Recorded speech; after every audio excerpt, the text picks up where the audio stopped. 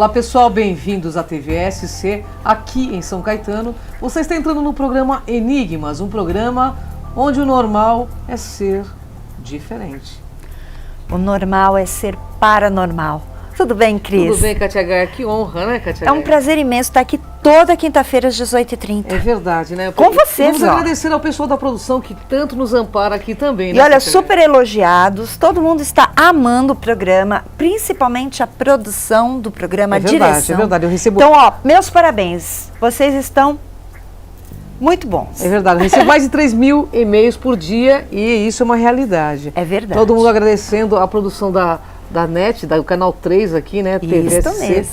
Bom, mas nós temos uma pauta importantíssima, né, Cláudia? E antes disso, a gente pode avisar o pessoal que eles podem, através do Facebook, eles podem no WhatsApp e no nosso site, aqui da TV, entrar em contato e mandar sua pergunta. Eu ia falar do Facebook, mas também pode? Então, perfeito, também pode. É verdade. Temos uma sumidade aqui, pessoal.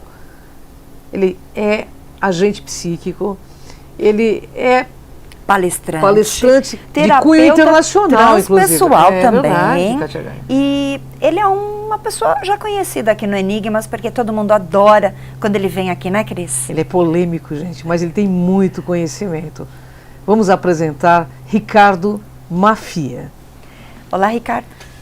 Olá, Seja Kátia. bem-vindo ao programa Enigmas. Honra enorme estar contigo. Você já é remido da casa, né, Ricardo? Faço parte sou sócio aqui de carteirinha do É programa verdade. Enigmas, né?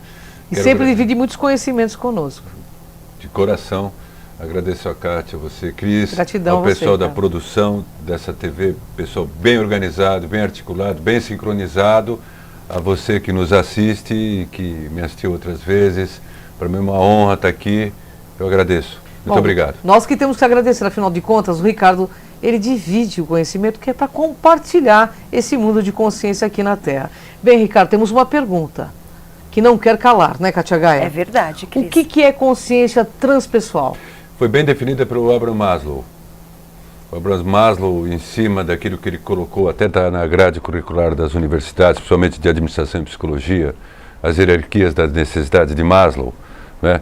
Seguranças fisiológicas, necessidades de segurança, no caso, emprego, trabalho, né? Necessidades fisiológicas, segurança, necessidades sociais, uma forma de você ter a necessidade, redundância, de se relacionar com pessoas proativas, necessidade de pertencimento, autoimagem, autorrealização, é o que você estar fazendo o que gosta e estar tendo o retorno devido. Acima disso, nós encontramos no topo dessa pirâmide as experiências de pico de Maslow, que é justamente o que nós falamos de expansão de consciência. Expansão de consciência é essa que foi estudada em parte pelo Jung, depois pelo Roberto Assaglioli, um grande psiquiatra italiano, e aí nós vimos surgir a psicologia transpessoal que cuida desses estados de expansão de consciência. Então, expansão de consciência é sinônimo, você que está nos vendo, de consciência transpessoal. Em outras palavras, no sentido mais místico, teosófico, nós poderíamos falar que é o nosso Cristo interno ou o nosso eu superior, enfim, são aqueles estados superiores de consciência que, não obstante a pessoa possa estar passando por circunstâncias difíceis, de repente ela tem insights, e consegue perceber caminhos e manifestar os seus dons, as suas vocações e, consequentemente, habilidades a partir do momento que ela expõe e expressa essas condições. Maravilha. E o que é salto quântico, não é? Porque hoje a gente ouve falar muito sobre... Salto quântico. É. Salto quântico é um termo que é oriundo da física quântica. As pessoas acham que a física quântica é recente, através de um determinado filme que passou em 2006, Quem Somos Nós. Então ficou famoso esse filme e tal. E o termo salto quântico é utilizado até como jargão na área de psicologia e tal. Mas, na verdade, a física quântica teve origem através de Max Planck, em 1900, no ano de 1900, século XX. O salto quântico é o seguinte, cientificamente, você tem um átomo, que antigamente o Sir Isaac Newton achava que o átomo era um núcleo duro e sólido. Hoje, a física quântica, que é a física de partículas, observa, e não só a física quântica, a física clássica também, que o átomo é um feixe de energias. E nós temos as partículas subatômicas que compõem a nossa realidade, tanto física como, entre aspas, de outras dimensões. Então, um elétron, que é uma partícula subatômica, ele está numa órbita, entre aspas, de um átomo. De repente ele pula de órbita, vai para um outro átomo. Ora, é a mesma coisa que o indivíduo atravessar a rua, de uma calçada a outra, sem passar pelo meio da rua, aparece em outra órbita ou amplia a sua órbita. Só que tem um detalhe. Para o elétron ter essa subida de órbita, esse ampliar de órbita, ele recebe uma carga de energia. Então ele sobe, amplia a sua órbita, depois ele volta à sua órbita normal e emite toda a energia que recebeu. O elétron parece que tem uma consciência interpessoal. Em outras palavras, da mesma forma, quando nós recebemos a ajuda de alguém, alguma mão que é estendida para nós, Sim. e nós recebemos essa força, a tendência do indivíduo que tem consciência interpessoal é receber essa força e transmiti-la para o meio. Sim. Dividir, compartilhar. Eu quis colocar até o termo salto quântico quanto a uma metáfora da conduta humana. Então, o salto quântico, cientificamente, seria isso. Não é? Porém, você pode adaptá-lo. O milagre é um salto quântico. Sem Uma dúvida. mudança de realidade Sem dúvida. para melhor é um salto quântico. Sim, Porque é sim. sempre para melhor. Porque o elétron recebeu essa carga de energia e trouxe para o seu meio. Então só pode ser para melhor. Então isso é muito utilizado hoje o termo salto quântico, mas é importante que as pessoas saibam, você que está nos ouvindo e nos vendo até, o que significa do seu ponto de vista científico. Muito bom. O que significa alterações da realidade? É possível alterar a realidade? É possível. Nós alteramos a realidade constantemente. Nós temos duas fases de alteração de realidade. As nossas crenças o tempo inteiro faz com que nós alteremos as nossas realidades. Sob o ponto de vista quântico, passado, presente e futuro estão coexistindo. É algo muito abstrato nós pensarmos nisso. Por exemplo, nós estamos agora, mas o meu passado já aconteceu. Sob o ponto de vista psicológico, se eu lidar com as minhas crenças, trabalhar nelas, é obviamente que eu vou reescrever ou ressignificar o que ocorreu comigo no passado para aperfeiçoar o meu presente e o futuro. Isso sob o ponto de vista psicoterápico, e que é importantíssimo. Só que, ao mesmo tempo, sob o ponto de vista, repetindo, da física quântica, concomitantemente nós estamos aqui no presente, mas o nosso passado, isso muita gente não consegue entender porque é abstrato, está aqui presente e o nosso futuro também está Sim. aqui presente. Então, o tempo inteiro nós podemos afetar o nosso passado, deixar esse passado nos afetar e afetar o nosso futuro. Quer dizer, o futuro está sempre em movimento. Então, é possível a alteração da realidade.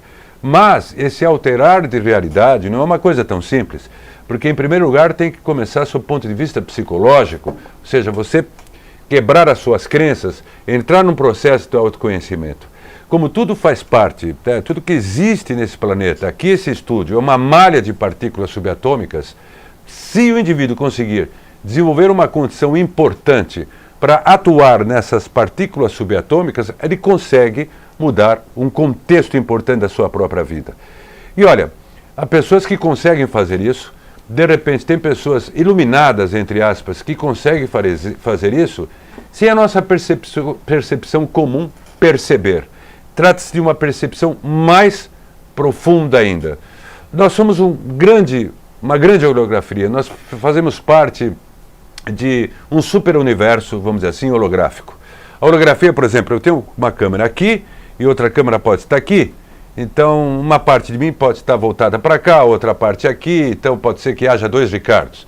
A holografia funciona através de feixes de lasers. Para vocês terem uma ideia, Sim. um pedaço de foto contém de um conjunto 10 milhões de bits. O nosso cérebro produz 10 milhões de bits. Imagine o que é isso. Então, o nosso cérebro é holográfico. O Carl Priemann, que foi neurofisiologista de Stanford, ele definiu bem essa questão da holografia, porque ele associa a holografia às nossas memórias. Sim. E o David Bohm, um outro físico que olha muito bem para esses lados aí, com quanto essa percepção holográfica da realidade, que é o caminho, vamos dizer assim, da própria física quântica, num alto nível importante, nos passa, de certa forma, até o que o misticismo, Sim. não misticismo distorcido, um esoterismo sério, que na verdade é um processo real de autoconhecimento, que tem a ver com a parte da percepção transpessoal, no caso, de certa forma coaduna-se essa percepção da física quântica com esse universo holográfico e que nós podemos sim modificar toda uma questão real da nossa realidade, uma redundância minha. Quando se fala de tudo é maia, isso independe, tudo é maia e não é, em função da impermanência. Mas sim. Nós podemos, quando a pessoa fala, se você coloca atenção em algo, os elétrons, as partículas subatômicas reagem à sua atenção, sem dúvida. Mas para mudar a realidade, tem que ter uma tremenda atenção, uma tremenda convicção de que você quer, do que você quer e principalmente do que você é. Então, para isso é necessário o autoconhecimento. Com Sem certeza. dúvida. Nós temos uma pergunta aqui, né, Cátia? Mas eu quero só alinhavar antes de ir para um outro tema, porque é muito interessante saber se existem ou se há condições de gerar distúrbios psicossomáticos que possam ser, nesse processo todo de mudança, né, de alteração de realidade. É possível? É possível, sim, e é o que mais acontece. Porque um psiquiatra tcheco, Stanislas Grof, que desenvolveu o que nós chamamos de respiração holotrópica, ele começou a fazer observações das pessoas que estavam em estado alterado de consciência e em expansão de consciência. Sim. Então, o São João da Cruz, quando escreveu A Noite Escura da Alma, ele não tinha, vamos dizer assim, as palavras, os termos que nós temos hoje em dia.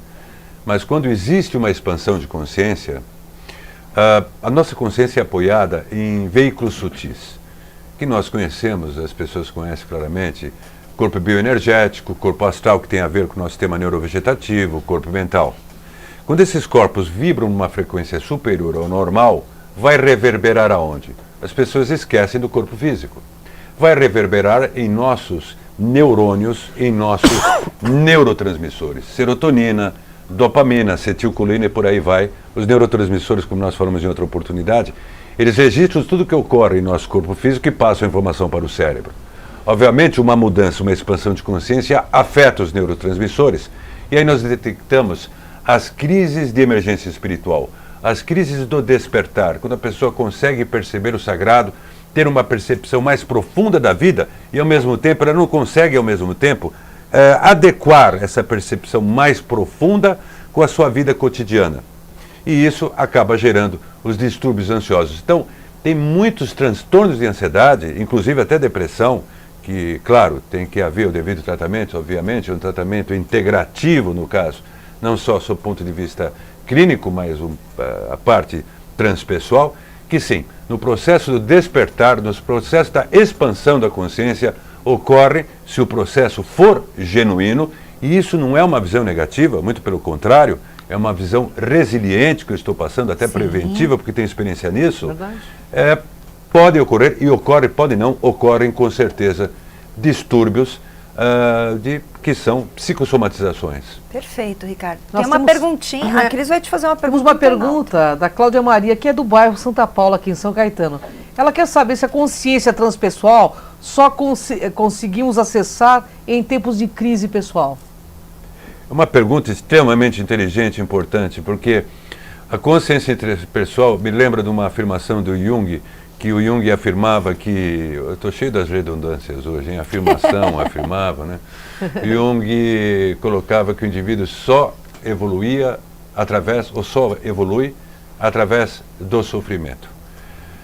É uma realidade, enquanto não há a individuação, o processo de individuação, sim, há o sofrimento. Você muda, toda mudança provoca uma crise.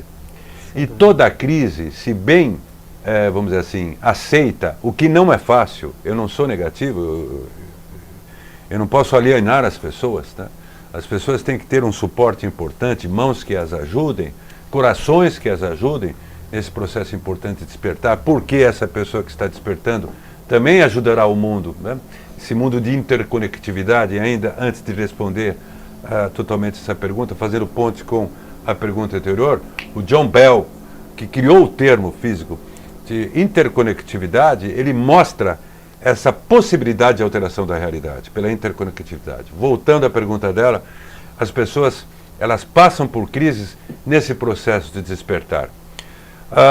Raramente elas não passam por crises.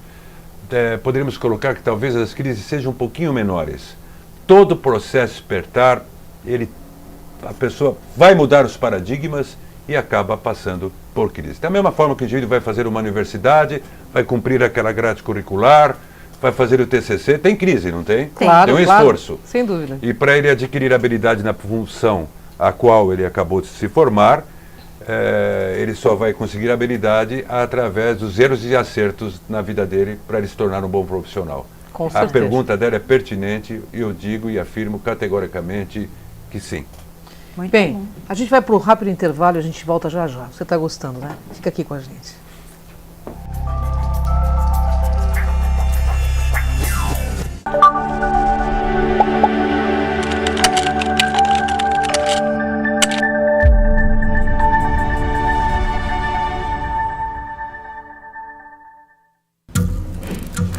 As formas de comunicação mudaram, porém a necessidade das pessoas serem ouvidas continua igual.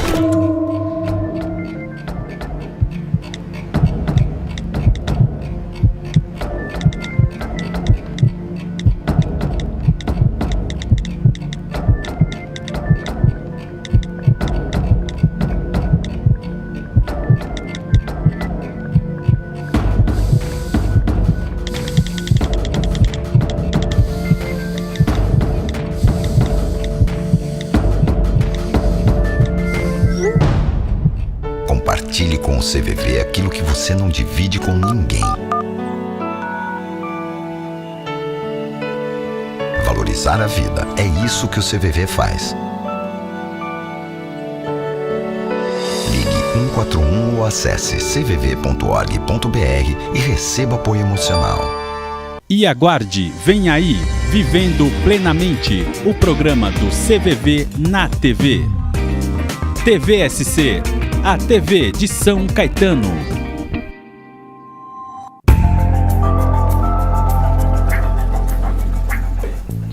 Voltamos com o programa Enigmas e para você que quer enviar a sua pergunta, pode ser através do WhatsApp, o número tá aí, ó, 945647884. Você pode entrar pelo Facebook, pela TVSC e também pelo nosso site, que você já está antenado, com certeza. E eu tenho uma pergunta para você, Ricardo. Há uma forma de reconfigurar o destino? Isso é boa, hein? Essa Essa é para boa, mim hein, cara? eu vou amar. A forma de reconfigurar o destino está relacionada com a pergunta que eu respondi quanto à questão das crises. Sim. Só o fato de o indivíduo querer e desejar profundamente ele reconfigurar o seu próprio destino já é muito importante, é um passo importante. A questão é a convicção nisso daí. O mundo está sendo reconfigurado se nós notarmos. Sob o ponto de vista transpessoal, e se fizermos um link com uma observação teosófica, nós falamos que o nosso eu superior, a nossa consciência superior, um termo sânscrito, formado por Atma Buddhimanas. Atma representa a nossa vontade superior, vontade espiritual. Buddhi justamente é a nossa intuição, Manas é a inteligência criativa. A partir do momento que se alinha vontade, inteligência criativa e insights, o indivíduo consegue sim reconfigurar o seu próprio destino, sim. Porque essa questão de predestinação é um pouco relativa. Obviamente nós temos predisposições, mas nada é fatal, o futuro está sempre em movimento. A questão de reconfigurar o destino começa a partir de uma profunda convicção que o indivíduo queira reconfigurar o seu destino. Só que como emocionalmente, as pessoas, todos, nós temos os nossos condicionamentos e uma própria homeostase, ou seja, física, emocional, psicológica, é a mesma coisa que o indivíduo quando pretende ir para uma academia de artes marciais ou uma academia, enfim, não importa para quê, para condicionamento físico.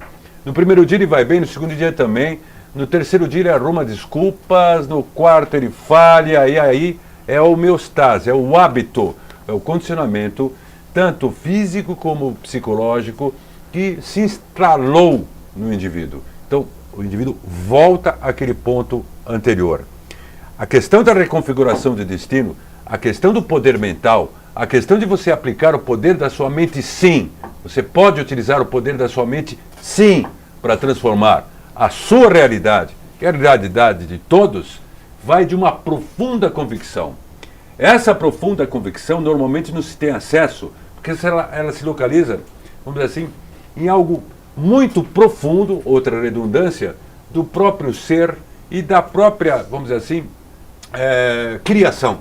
O uno, Deus, vamos dizer assim, está em tudo, está em todos, são as partes, é que nem um grande holograma. Mas existem determinados fatos importantes, ou seja, itens importantes que não estão, vamos dizer assim, claros para a maioria dos seres humanos, que é uma forma também de autoproteção da própria natureza. Vocês imaginem pessoas desvairadas que entrassem em um processo consciente de um poder importante para poder transformar o destino, manipular as mentes e massas. E isso já acontece. O povo no mundo hoje virou uma massa de manobra, tranquilamente. Porque tem indivíduos que não significam que eles despertaram, são indivíduos conscientes. Mas a convicção que eles têm para atuar e convencer é tão grande que eles conseguem. Agora, esta convicção, esta energia de convicção, nós temos que aplicar em nós, quebrar as nossas barreiras, para termos justamente a fé, a devida fé, fé com razão, não podemos separar fé de razão, que podemos sim transformar o nosso destino. Isso tem a ver com as nossas verdadeiras intenções, não impulsos. A maioria das pessoas tem impulsos, não tem intenção. Intenção é algo que fica, intenção é aquilo que alimenta a pessoa está passando por dificuldades, está lutando, pode estar sofrendo, mas ela tem uma missão. Ela tem um propósito de vida, um sentido de vida, aliás, como a consciência holográfica, o sentido de vida que me lembrou Viktor Frankl, que estava em um campo de concentração, havia se casado há 15 dias, durante a Segunda Guerra Mundial, judeu, de repente ele vê ele preso num campo de concentração, ele vê a esposa dele, com a qual ele havia se casado há 15 dias, indo para a câmara de gás, e justamente os familiares dele.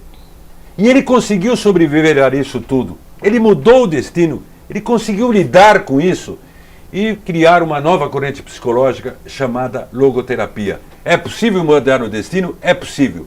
Mas para isso há de se ter uma convicção, uma intenção profunda que se quer. E se você já está sentindo algo existencial, importante, de mudança, que não quer calar no seu íntimo, que essa vida já está entediante, inercial no que tange a repetições constantes, e você não aguenta mais, está no limiar, na emergência do limiar, é um indicador importante, outra redundância, que o seu próprio eu interno, ou a sua alma, está te empurrando para você assumir uma transformação significativa na sua vida, encontrar, e para isso você tem que ter um propósito de vida, essa busca para o indivíduo mudar o seu próprio destino, ter essa reconfiguração que a Kátia e a Cris me perguntaram, é associada imediatamente com a descoberta real do seu maior propósito de vida. Bem, muita convicção nisso. Olha, Maçom Grau 33, né, falando com todo conhecimento de causa, né, você é o Maçom Grau 33, já um Illuminati. Eu sou um Illuminati, sou Grau 33, faço parte da grande loja maçônica do Estado de São Paulo e do Supremo Conselho do Rito Escocês para a República Federativa do Brasil. Bem, nós temos uma pergunta para esse Illuminati, então. O Fred Bertoni, ele está perguntando o seguinte, ele gostaria de saber se na expansão da consciência o indivíduo pode se perder caindo num caminho negativo. Existe essa possibilidade, sim. Tanto é que nos próprios processos de individuação, as pessoas falam, o indivíduo que passa por esse processo de individuação, de que, vamos dizer assim, desperta o seu self, não é? Nós temos o ego, a estrutura da psicanalítica nossa, e nós temos o self, né, derivado Freud e Jung. A partir do momento que o indivíduo torna-se cônscio de si mesmo, que não é uma tarefa fácil, porque a maioria das pessoas, não obstante elas possam ser bem-sucedidas, em função de educação, em função de formação, elas podem ser bem-sucedidas, mas a maioria das pessoas vive uma vida robótica. Elas repetem, elas não criam, elas não inovam. Então isso é uma vida robótica. Elas podem contribuir, olha, já é um ato heróico. Você ter muita competência, contribuir para o meio, criar família, isso é um ato heróico hoje em dia. Porém, muitas pessoas com essa competência acabam caindo numa inércia de uma vida robótica. Para a pessoa não envelhecer, o Philip Kotler, que até falava, e o Peter Drucker também, o indivíduo tem que constantemente buscar o conhecimento para evoluir.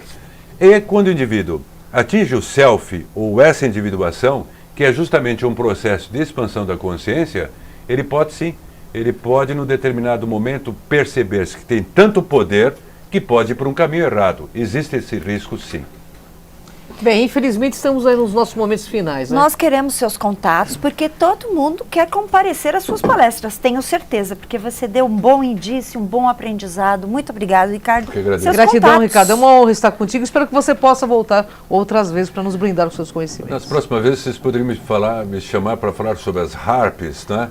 E sobre uma série de tecnologias hoje que o mundo tem e que nós podemos utilizar, até tecnologia holográfica e outras coisas que não dá tempo de falar aqui. Já fica o convite, então. Para Pronto. mudança, Já fica o convite. para não tem mudança de problema. paradigmas, associar a tecnologia para mudanças de paradigmas, definitivamente, para nós podermos fazer esse mundo ficar melhor, as pessoas de bem transformarem as de mal para melhor. Meu Facebook é ricardo.mafia. Eu tenho 3 perfis. O perfil válido é um perfil que eu estou com uma camiseta polo azul e com o meu microfone na mão. Isso mesmo. Facebook, ricardo.mafia. Devo realizar uma palestra dia 23 de abril, que é um feriado, é no meio do feriado. É Saltos Quânticos na Vida da Pessoa, a entrada é franca. Mas quem estiver interessado para mais informações, acessem o meu Facebook, ricardo.mafia. Gratidão Kátia, imensa. Cris, gratidão a todos. Gratidão. E aqui no Gratidão Enigmas, mesmo, e gratidão a você vocês sabe, todos. né? O Enigmas é um programa de quem reflete. Brilha. É simples assim. Vem com a gente nessa jornada.